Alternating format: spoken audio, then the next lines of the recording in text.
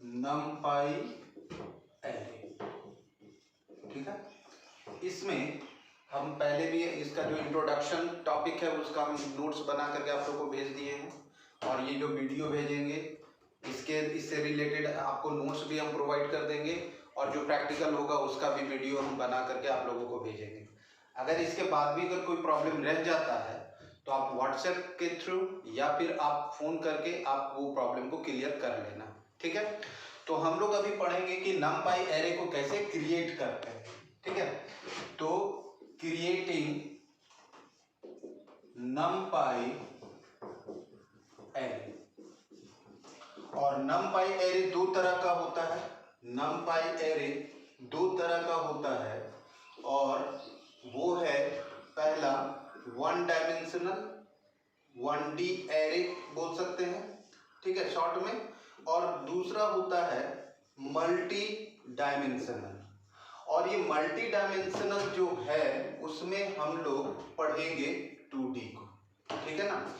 अब इसको कैसे हम लोग क्रिएट करें, तो सबसे पहले हम लोग 1D को क्रिएट करना सीखेंगे। ठीक है, तो इसमें इसके प्रोग्रामिंग को स्टार्ट करने से पहले हम लोग एक स्टेटमेंट लेते हैं, वो है हमारा import numpy as np। ठीक है, import हमारा एक कीवर्ड है।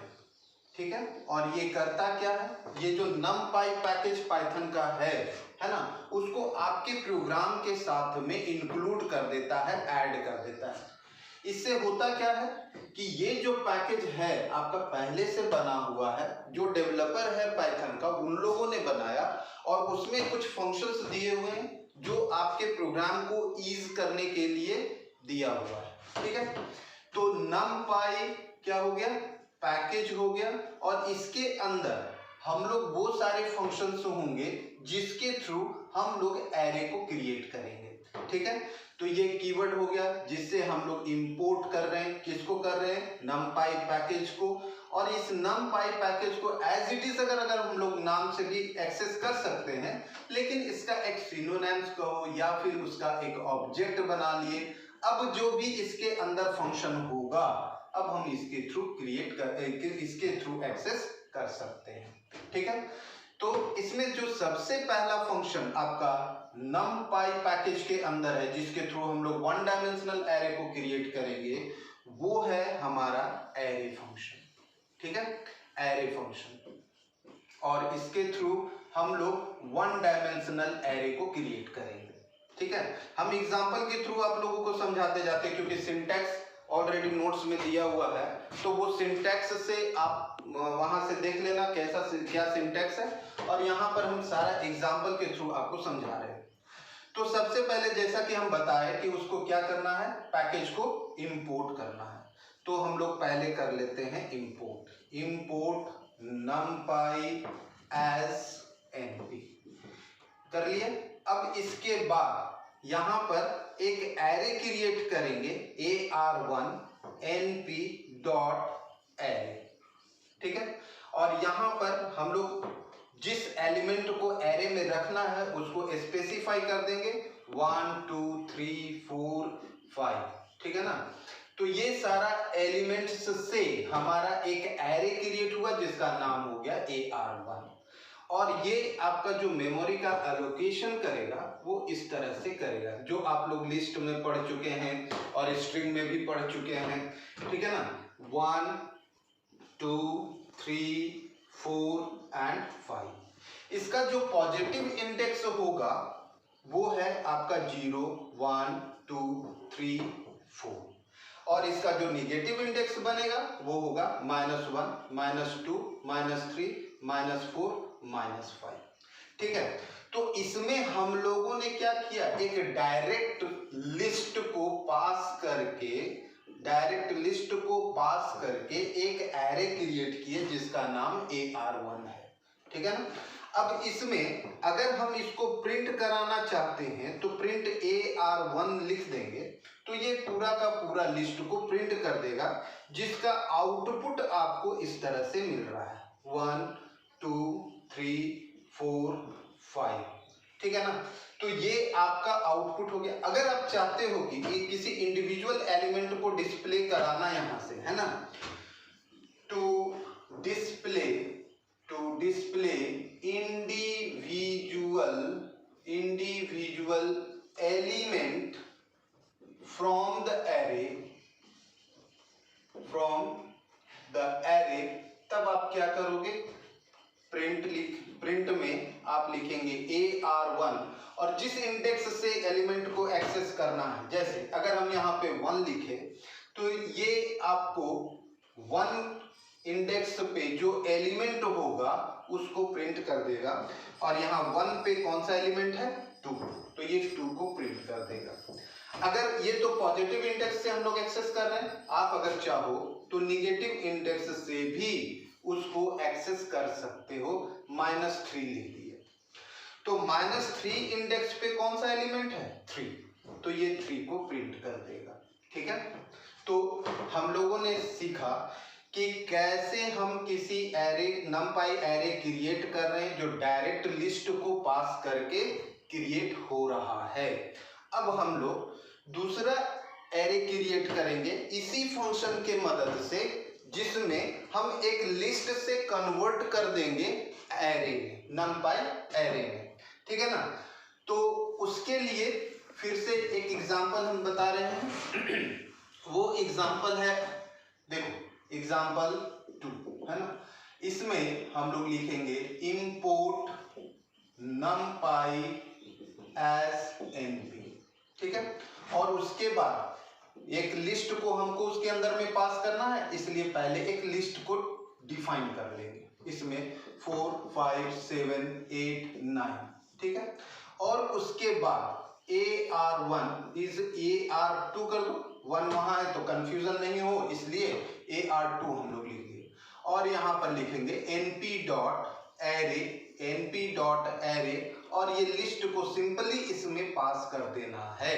ठीक है ना, तो ये जो लिस्ट इसमें पास हुआ ये भी वैसे ही क्रिएट होगा जैसे कि अभी आप प्रीवियस एग्जांपल में देख चुके हैं। और अब जब आप इसको प्रिंट करवाओगे प्रिंट AR2, तो आपको आउटपुट भी वैसे ही मिलेगा जैसे आप प्रीवियस एग्जांपल में देख चुके हैं।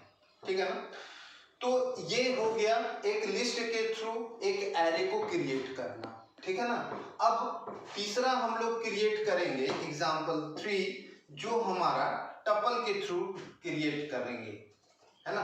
तो इसमें फिर से इंपोर्ट numpy as np ले लिए, उसके बाद एक टपल डिफाइन करेंगे, टपल 1 क्या होता है कि जब कोई एलिमेंट को पैरेंथेसिस ब्रैकेट के अंदर, जब किसी भी एलिमेंट्स को पैरेंथेसिस ब्रैकेट के अंदर अगर हम लोग उसको डिफाइन करते हैं तो वो पाइथन का टपल कहलाता है।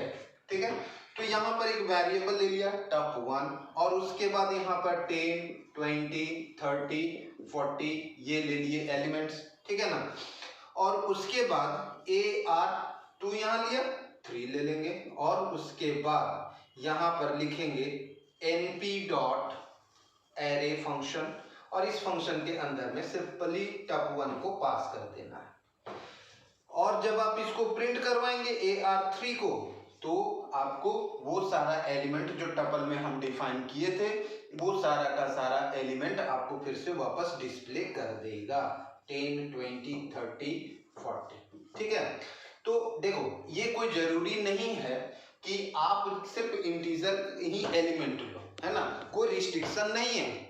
आप जब भी लोगे तो वहां पे आप कैरेक्टर भी ले सकते हो, आप चाहो तो फ्लोट भी ले सकते हो, आप जैसा चाहोगे, जितने भी डेटा टाइप यहाँ पे वैलिड हैं वो सभी का आप एरे क्रिएट कर सकते हो।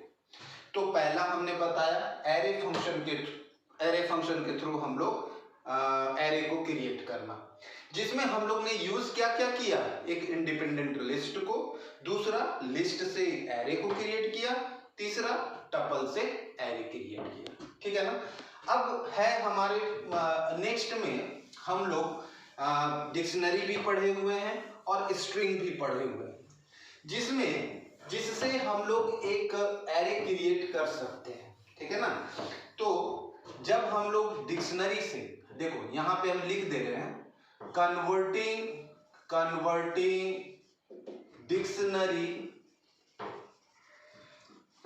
डिक्शनरी टू numpy एरे, ठीक है ना, numpy एरे में कन्वर्ट कर देना। तो इसके लिए हम लोग दूसरा फंक्शन यूज करेंगे, वो भी numpy पैकेज का एक मेंबर है, ठीक है ना। तो इसमें जो आपका फंक्शन यूज होगा वह फंक्शन का नाम है फ्रोमीटर फंक्शन, ठीक है ना, फ्रोमीटर। और इसके अंदर जो आर्ग्यूमेंट हम देंगे, जैसे डिक्शनरी लिया तो डिक्शनरी लेंगे, ठीक है ना, तो सीक्वेंस ऑब्जेक्ट जो होगा उन लोगों को लेंगे, और इसके साथ में इसका जो डेटा टाइप है वो भी हम लोग इसमें डिफाइन करेंगे। कैसे, अब इसमें करके बतलाते हैं। पहला एग्जांपल कि डिक्शनरी से हम फ्रोमीटर के थ्रू numpy एरे में कन्वर्जन, ठीक है ना। तो फिर वही इंपोर्ट किसको करेंगे, numpy as np कर लिए। उसके बाद एक डिक्शनरी को डिफाइन करेंगे। डिक्शनरी हम लोग पढ़े हुए हैं। डिक्शनरी होता क्या है कि कर्ली ब्रैकेट के अंदर में की के साथ वैल्यू को डिफाइन करते हैं, की के साथ वैल्यू को डिफाइन करते हैं। जैसे 1 column A, 2 column B, 3 column C, 4 column D, इस तरह से डिफाइन कर दिया। अब इसमें हम लोग फ्रोमीटर फंक्शन लगाएंगे और एरे को क्रिएट करेंगे। AR4 is equals to NP dot fromiter. हम लोग अभी बताए कि fromiter function is also a member of numpy package, ठीक है ना। तो np डॉट फ्रोमीटर और ब्रैकेट में ये dic1 को डाल देंगे और यहाँ पर हम लोग ले लेंगे डेटा टाइप d टाइप, ऐसे लिखेंगे d type is equals to np dot int 32, ठीक है ना। अब इसको जब प्रिंट कराओगे, है ना, प्रिंट AR4, तो आपको जो आउटपुट देगा वो 1 2 3 4, है ना, 1 2 3 4 जो उसका की है वो आपको दिखला देगा, ठीक है ना। तो ये फ्रोमीटर फंक्शन के थ्रू एक डिक्शनरी को हम लोग एरे में कन्वर्ट कर दिए हैं, ठीक है।